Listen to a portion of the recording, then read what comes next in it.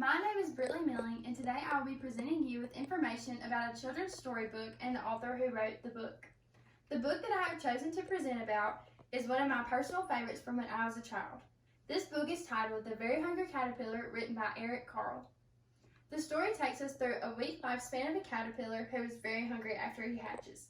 He hatches on a leaf and goes Monday to Sunday, being very, very hungry, just like the title suggests. On Sunday, he finally begins to feel full.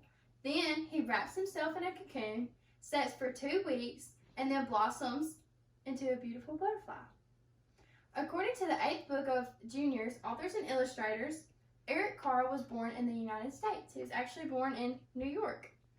He attended school there, kindergarten, as a child, and he says that he notices there is creativity, images everywhere, colorfulness, and enthusiasm. He loved it there. He developed a strong love for school and creativity. He then was told by his parents that he had to move to Germany, which would mean that he would have to change schools. So they moved to Germany, and he gets to school there, and he says that he felt as if he had to go to school twice. He had to learn 2 languages and adapt to 2 new cultures.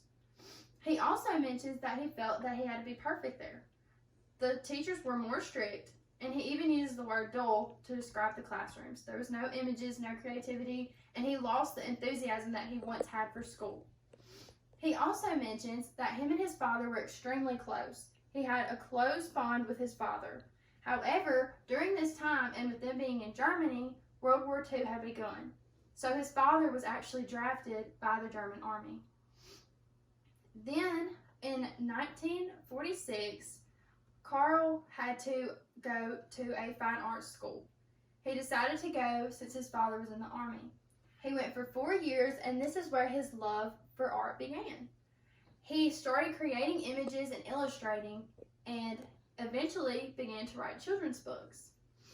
In 1950 to 1952, he actually designed posters for the United States of Surrogate in Germany, which would have been for the United States Information Center.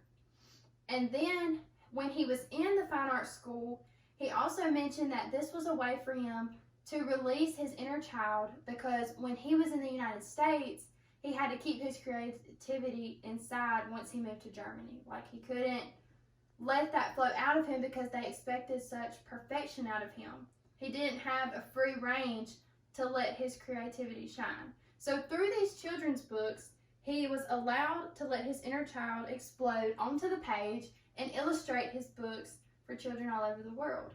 And he actually, all of his books are being translated into many different languages so they can be offered to children everywhere, because he knows what it's like to have to adapt. So he wanted them to be available for children all over the world.